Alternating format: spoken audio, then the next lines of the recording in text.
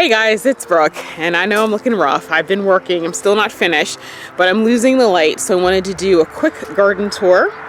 I'm not going to do the whole yard because there's not a lot of change, but actually I take that back. There is, but there kind of isn't. So let me start with the privacy hedge, and then we'll go from there. Okay guys, so here is the privacy hedge. All of the rhododendrons, and those are the shrubs at the front, are flushing back. They defoliated this winter, but they are putting on some new growth. I'm going to give them some fertilizer. These are the limelight hydrangeas right there. As you can see, there was some of them had some pretty significant dieback, so I do have to trim that off. I like to wait until it flushes out before I start cutting stuff back. I'm going to try fertilizer sticks this year by Job's because I want them to have like a continuous feed, because I know they're going to need a lot of nutrients when they're blooming. So we're going to see what happens. This winter, I think, was just really brutal for them. So, oh, actually, if you look at that one, look at all the dieback on that one. So this one, it died back a lot, as you can see. So down here, this section, they did pretty good. So this one is leafed out pretty well. There's a little bit of dieback. Got to do a little bit of clipping, but overall, I'm pleased. This one did pretty well. Even the rhododendrons on this side look better. So I don't know what on earth was going on, but this section did okay. So this is the front, this is the driveway bed. As you can see, the mums are getting bigger. The tulips are all dead. I gotta pull those. These are the, hold on a second, the dog is eating some of the organic fertilizer. This is the crinkle white peony, and that middle one is Caroline Constable, and that's the other crinkle white. As you can see behind them, there's Rose, that's a Jubilee celebration. The peonies are bigger than the two roses. I'm going to have to rethink this area. I think eventually the roses will be taller than the peonies, but I was not expecting that. Okay, so these are the Daphne that I did in pots. They're doing well. They're starting to bloom again. That pot over there broke. Ooh, hold on a second. Now this pot over here was broken. My Aunt Sandy, it's okay. She's buying me a new one. She gave me the money, so I got to go get a new one. But the Daphne are reflushing, so I'm happy to see that, because they were okay, but they didn't seem particularly happy in the little pots, which I can totally understand. So they've been in here for a couple of weeks, so they really have put on, some significant growth in the past couple of weeks. I mean, they're not taller, but they weren't blooming. And so all of this budding and blooming happened since I put it in the pot. I did use some of the Job's fertilizers to slow release. It came in a canister that's supposed to feed them for 3 months. So I'm sure that probably had a lot to do with it. So this is the side. I did have one poppy that blooms. It already fell off though. And this is a common stock that overwintered from last year. The poppies, I mentioned in an earlier video, I got way too excited with separating them, and I really should have left them as clumps, and you'll see why. Because I think by trying to separate them down too much, I definitely damaged the root on them. I mean, some of them, are a little bit taller than others, and are a little bit perky, but for the most part, separating them the way I did was definitely a big mistake. I will definitely not do that next year. I will definitely go with much bigger clumps, because they definitely seem to do better that way. Now, I just want to point out something to you guys. I do have some lilies right there, right here, right there, and right there. But do you see that right there? That is some form of morning glory. I don't know if that is the Bacote Blue or if that's the Lavender Moonflower. I'm probably going to have to dig that out and move that somewhere else. Okay, let me show you the disaster area over here. I'm slowly making my way through the winter sowing cups. I've got some of the blue flax, which is blooming in its cup. I've got some of the delphinium that I got to take out. I'm almost there. I'm almost to the blue section. I definitely took on quite a challenge this year. Oh, you know what? I realized there's a couple pink cups I forgot to plant up. I'm going to put those in the driveway beds. And so I'm starting on the yellow section next. This right here are my, let's see, Beaujolais Bonnet Scabiosa in one cup. I'm going to try to zoom in. Okay, so that's the Scabiosa. That right there is the Yarrow. And this right here is the Carnation's King of the Blacks. So I'm going to fill in some of the red section because like the red flax did not do too well. And you'll see when I get over there. So this is more verbascum that I got to plant. I didn't realize I had quite so much. And so a lot of these cups are actually empty. Some things just didn't do well. Some things when we had that last snap, it just did not, they didn't handle it well. The other thing, I know I did a video a while back saying that, telling you guys like why I did not like Espoma potting soil. Some of these, they're not doing well. These are definitely ones I use the Espoma potting soil, and it just does not hold moisture worth a darn. And I think all the ones that I struggled with, it's because that's what I used. Now, I'm going to zoom in on it. One of the sweet peas is blooming. That is the High Scent one. Little Sad is blooming in the cup. But I did finally smell it. It does smell nice. Here's my strawberry patch. And as you can see from right there, I got some strawberries. Okay, so my larkspur are starting to grow out of their cups.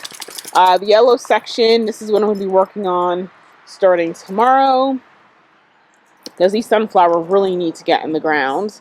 And then after that, I do the green section and then the blue.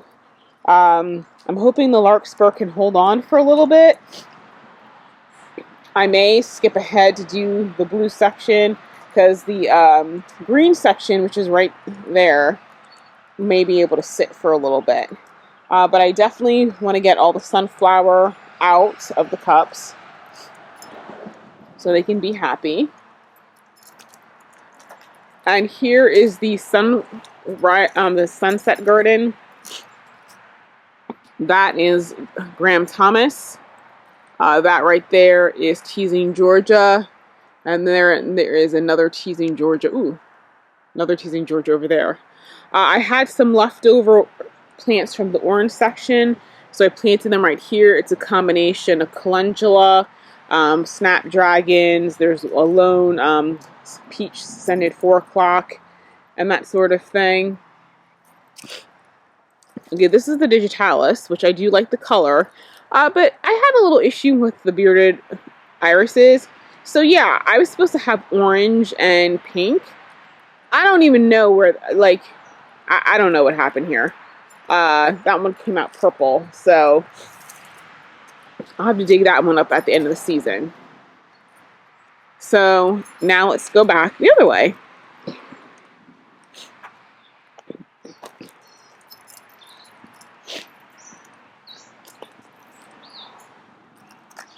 Okay guys, so this right here is my summer seeds. So these are my zinnias. I do have some lupine in there. This is the second set. Some of this is going to go in the driveway beds, but a lot of this is going to go in the middle section of the parterre garden because I don't think I'm going to have enough. That's my intersectional peony called Scrumdiddlyumptious. Yeah, this planting is going a lot slower than I thought.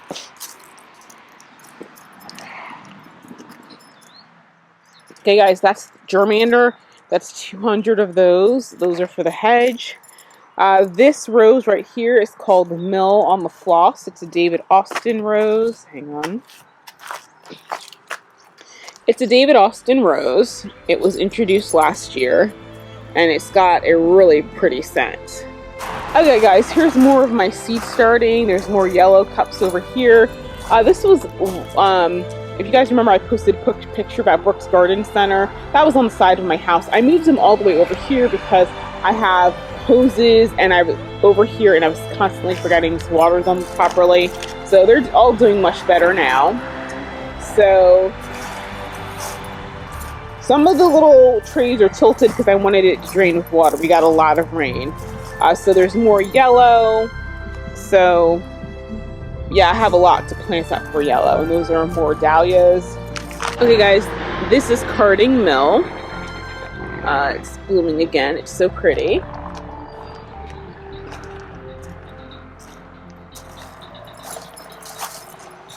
Okay, so I finished planting the memorial garden.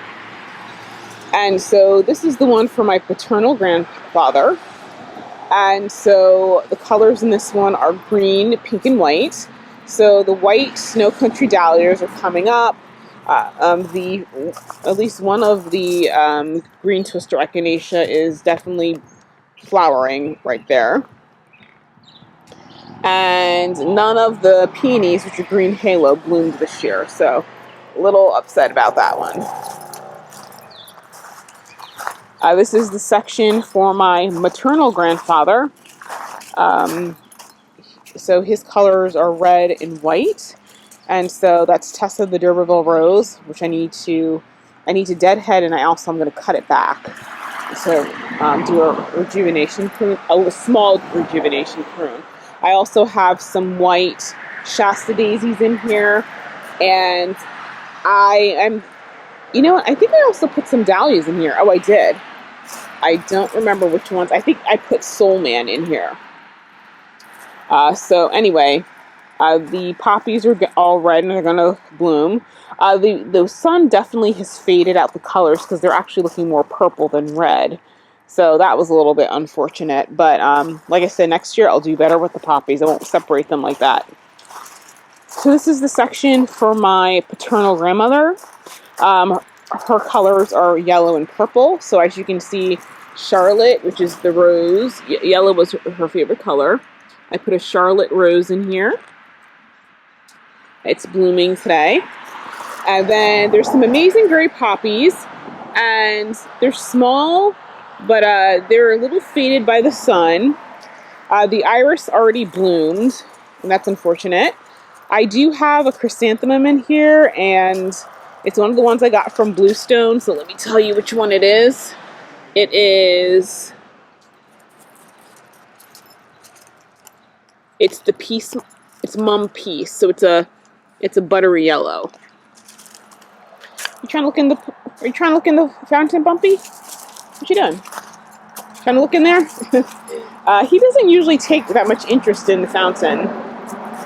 Okay, and this last section right here is for my maternal grandmother. And so the colors here are pink and yellow. And so this is Peony Do Tell. I posted a picture on Instagram, and it's holding on to this bloom a lot. This is the Desdemona Rose. I have a couple of mums in here. This one is, let's see, Mum. Oh, it's a Sheffield Pink. And then there's little pink dandelions down there. And then on this side, I have, let's see, it's a chiffon Mum. So I need to clip those back because they're getting buds. So I have the fountain off right now because it was thundering and lightning. And then on top of that, I need to clean the filter, and I didn't get a chance to do that.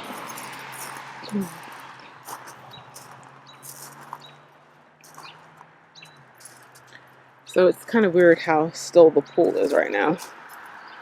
Okay, so let me move through this because there's a lot of the light. I'm losing light.